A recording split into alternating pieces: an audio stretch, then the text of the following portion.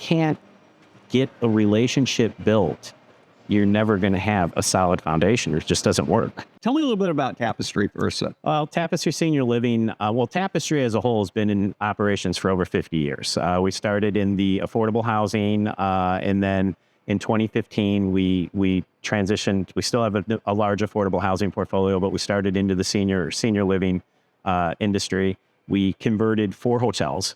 And then from there, we picked up probably 3 or 4 other management contracts and such for existing communities. And then, unfortunately, COVID hit. We opened 4 of those hotels. We opened within 6 months of the start of the pandemic. And it was a struggle, but it was a learning experience. So our senior living division is the youngest division, but we also have a commercial real estate development, and we're also a large-scale broker. Okay, cool. So, great. And you are I am the president and CEO for Tapestry Senior Living, okay, and the healthcare division of the company. Okay, perfect. Okay, so here's my first question for you. What's the most important senior living leadership lesson you've learned? Listen. Just to listen. Working in senior living is one of those industries it's still, even though we are not in our infancy any longer, and I started in this when it was in its infancy. It wasn't licensed in every state.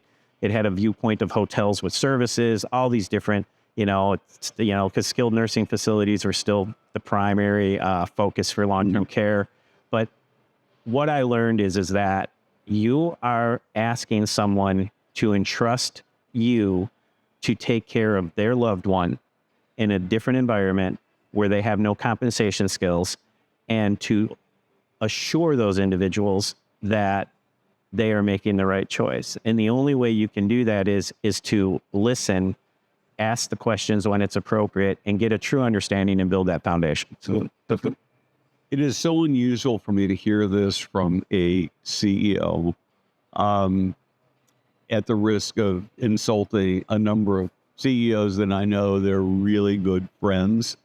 So I'm not naming any names, but I do have some names in my head, right? Yeah. Is that I'm always astonished with so many of them. We'll all sit down and they'll just talk. And they'd be so much more effective if they'd just pause and see what other people had to say. So I love that. Well, and again, I have to check myself a lot, because I do sometimes feel like I've heard this story before, and you want to inject, but every story is different. Every individual is different. And as a CEO, it's not just the residents. We have our employees, we have our investors, we have our shareholders. We have all these different individuals that the responsibility that I have is I have to listen to what everybody is asking for and try and make all the pieces fit. Yeah. Now, I can't do that without the right team. And then listen to that team to know what they need so that they can be successful. Yep, absolutely. Okay, my next question is this. What has surprised you most about being a leader? Over the past probably 10 years, the biggest switch that I've seen is what's surprised me now is that we are finally starting to see a little bit of the younger generational worker come choosing our industry. Not necessarily picking it as a second choice. They're actually getting their degrees, and they're actually wanting to be, whether it's in assisted living or memory care. Maybe they'd start as a licensed nursing home administrator, but then they switch over and become an LALD or something on that order. But the reality is that we're starting to see some of the younger generation come in. 10 or 15 years ago, the hardest part as a leader was getting those younger, whether they were nurses or human resource experts or those individuals, to choose this as an industry. But we're starting to kind of see that now. We're starting to see this. People are starting to realize that the change for seniors and the change for healthcare is moving in this direction. Yeah. And so it's great, but there is still a long way to go, and there's other challenges that come along with that. Of course. And well, it's interesting. On the flight out, I read an article in the Wall Street Journal about, I think it's Calhoun, Georgia, where they have really amped up to build missiles. There's a need for a lot more missiles now because of all the conflict that's going on. And they've done some really interesting things to get high school students plugged in, and it's been super successful. There's some direct lessons in how to do exactly what you said to attract those young people into the missile building industry. And I think that somebody would rather work in the senior living industry than building missiles. So I'm going to be writing about that. So I like that a lot. Well, and I think too, and I've said this for years, and it'll irritate a lot of people. We've done a horrendous job of making our industry sexy. And it's one of the fastest growing industries there is because it's the aging population. Yeah. But when, we didn't go out early in the, we've had a nursing shortage in this country. I'll go as far as back as 99. It's probably been really before that. But the shortage is because we didn't do our part to get in early, to work with the nursing schools, to get them, whether it's an LPN, to help them get their RN. We didn't do any of that. We did it after the fact that we already have the problem, and we're still chasing our tails. Here we are 26, almost 30 years later, and we're not in much better space than we were 30 years ago.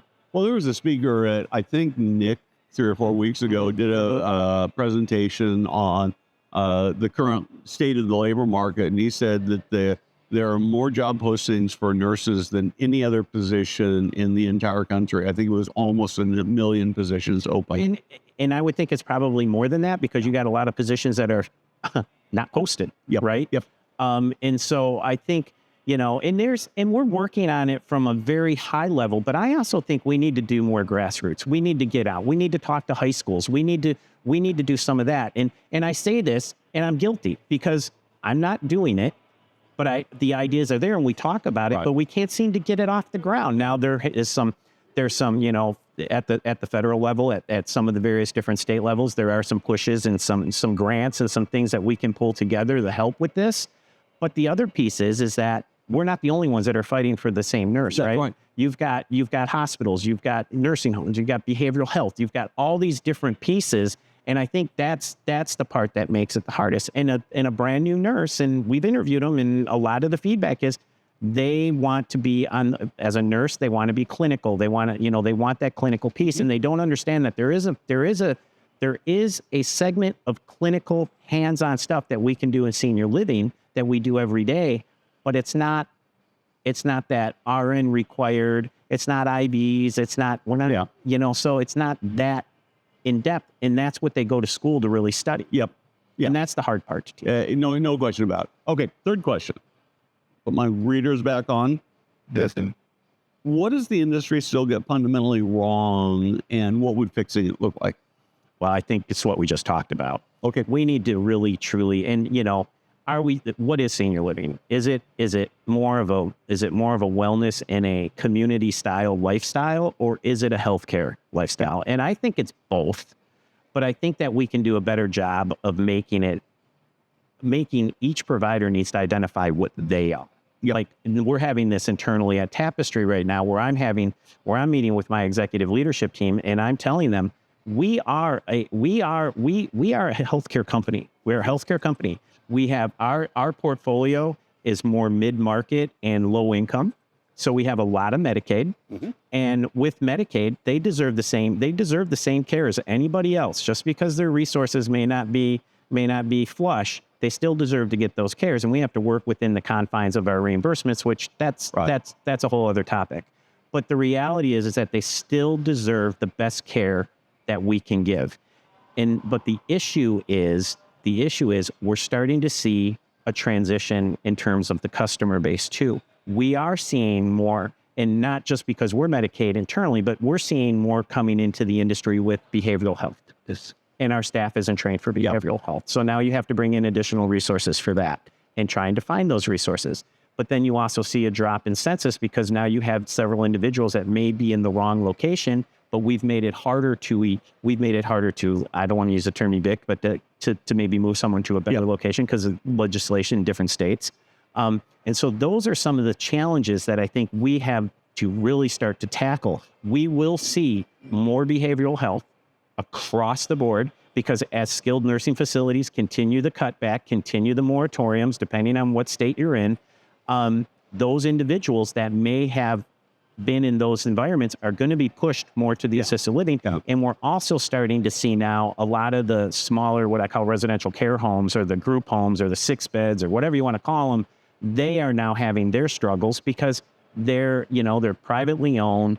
They may have started as, let's just do this as additional income. They don't really have the background. They don't have the training. They get people that might have some behavioral issues, but they're more or less independent. Yeah. But as they cycle, and then when COVID hit, all of those things compiled. Yeah. And so then you have a situation where you have a population right now that is so diverse, and we're seeing people with behaviors presenting to us at an earlier age, but we're also seeing we're seeing seniors that are presenting to us at a much older and a more frail age because they've stayed home, because we've done a really good job of bringing services to them in their own home, keeping them in their home, but now they're presenting to us. So that's why we are, and I said, it's okay. We can still be successful, but be known as a healthcare company, because we're going to be transparent and tell people what we do. And if we're not the right fit, we're going to refer to our friends and to our colleagues and to our competitors of where it would be a better fit for them. Yeah. I think that this continues to be one of the big debates that we haven't really tackled as head on as we should, whether we're healthcare or lifestyle. Even as I've been doing these series of interviews here today, I've gotten very different opinions on that. And I will confess that I lean much more in your direction, that we are more healthcare than we are lifestyle. For sure we are. So the fourth question for you is, what is your single biggest people challenge right now, and what are you doing about it? Okay, so that's a great one. The biggest people challenge that I see in our industry ties to what I was talking about with staffing, and what's been really interesting over the past 10 years. We are seeing a younger generation start to come into our communities and apply and build their careers within senior living. The problem is this: the generation that we have now, and I'm not bagging on them, they're very valuable, but the problem that I see and the problem that we have is they have lost the ability to build interpersonal relationships through communication. Everything's a text, everything's an email. And when I ask someone to call somebody, I want them to call them. I want them to talk to them or set a meeting. Do not send an email. Do not send a text, because there's no emotion tied to the written word. And it can cause big issues, like we talked about earlier, in terms of building that foundation of sand, because there's no trust. You cannot have trust if you can't sit across from someone and have those interpersonal relationships in difficult conversations. You cannot give someone a difficult message through email and through text effectively. And we see it time and time and time again. And so we internally are putting together programs where we are doing modeling. We are doing one-on-ones with each individual younger leader, so that they become more and more comfortable with that. Because if you think about it, one of the hardest conversations I've ever had in my career is when I've had to sit across from a desk or a table with a daughter where we found their loved one who had expired unexpectedly. Yep. Or had a significant fall or injury or something, which occurs every day. Yeah. But if you're not prepared to have that conversation, and if you're not prepared to be able to deliver that message in a caring and empathetic way, you will never be successful in this industry. And those are the areas that we really need to get back to start training them, because it's all about how fast can we get information out, how fast can they turn something around, and through text and through email, and then social and all these different mediums that they use. But the reality is, we are a human industry. And if you can't build a foundation interpersonally with someone, you will never be successful. Yep. I love this. As you were talking, I got this big smile on my face a few weeks ago.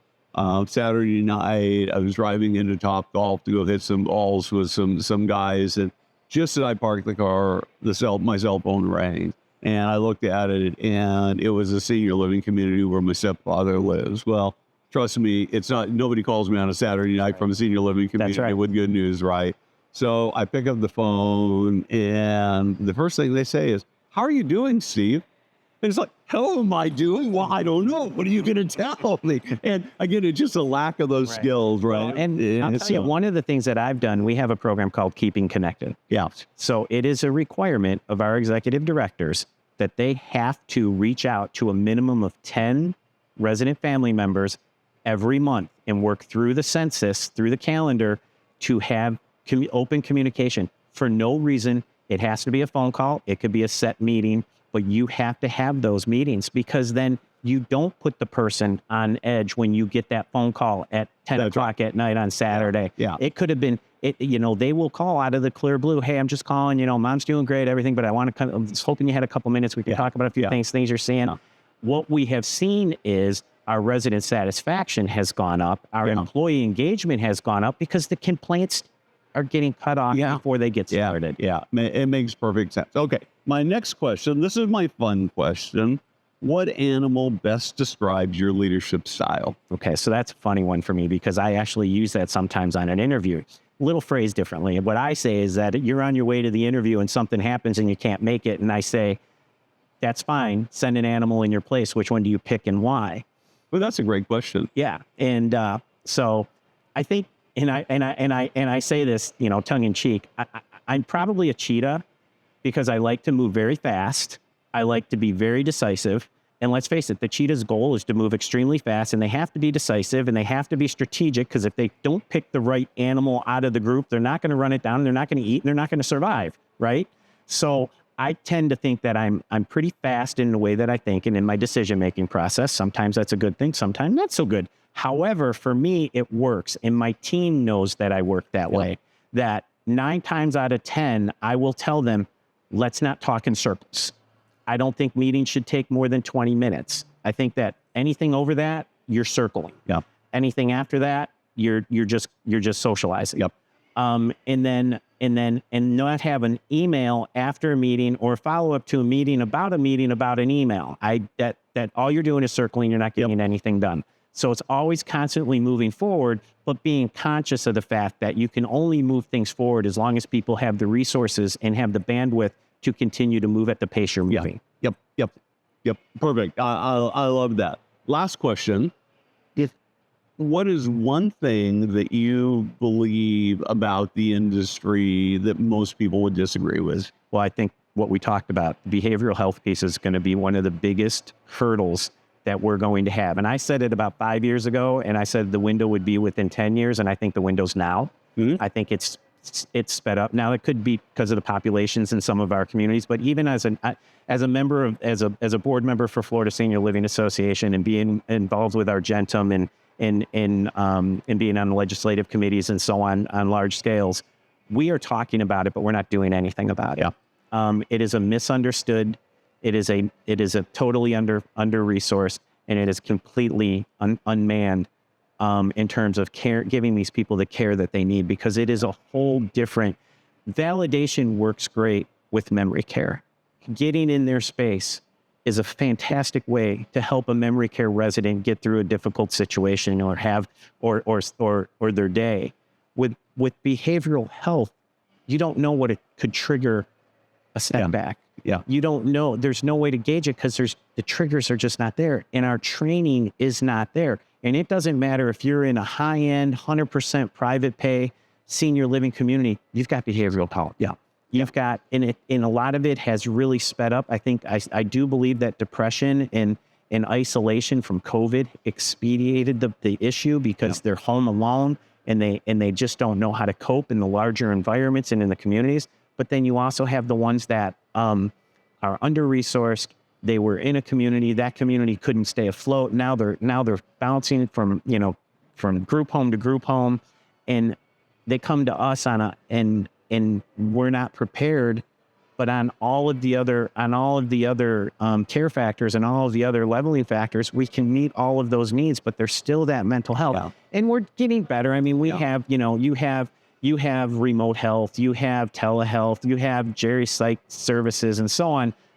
But you need to have someone in the buildings that can focus on it. And that's why I said, if we're going to have this population, we're a healthcare community because we now have to have those social workers and a behavioral health specialist and those types of things because we have to meet the needs of everybody 24/7, 7 days a week. And there is no, you cannot say we're going to take today off.